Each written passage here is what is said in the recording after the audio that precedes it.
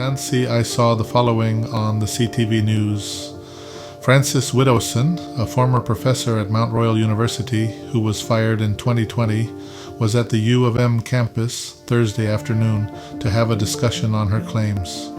The discovery of mass graves at a former Kamloops residential school was a hoax. The university told CTV News diverse speakers are allowed to book space on campus as outlined in its booking police.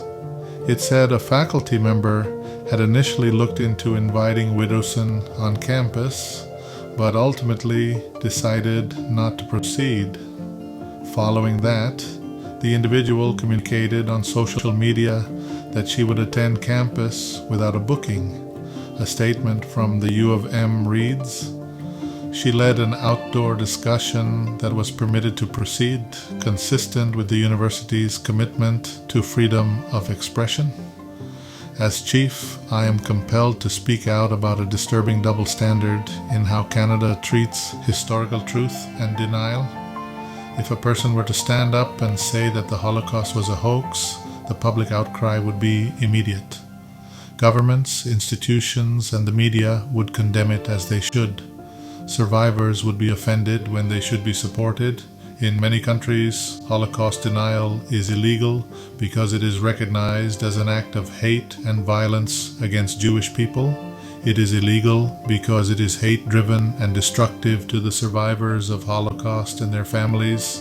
I'm so glad they put that in place because Holocaust did happen and no one should ever deny that.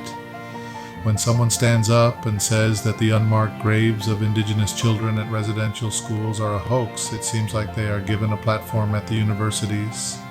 They are defended under the banner of freedom of speech. Survivors are forced to protest, to defend their truths all over again, to relive the trauma they endured as children. This is not freedom of speech. This is freedom to cause harm. The facts are clear.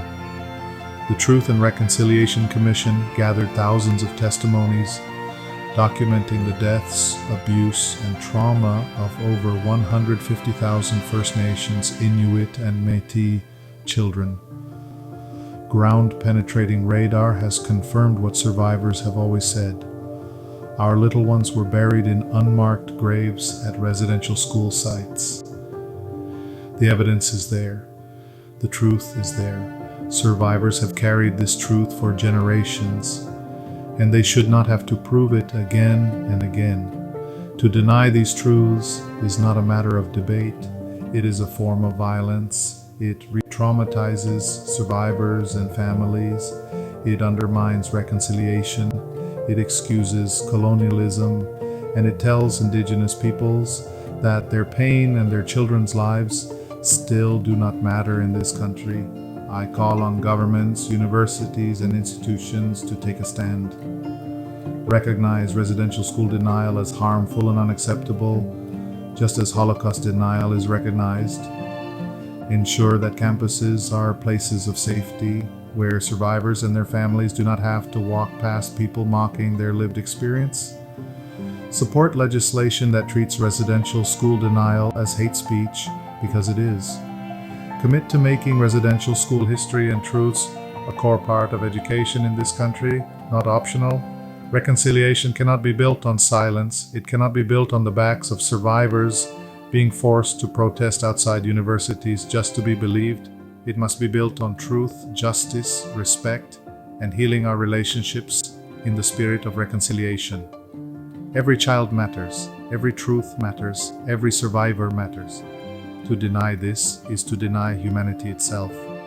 Ekosani, thank you.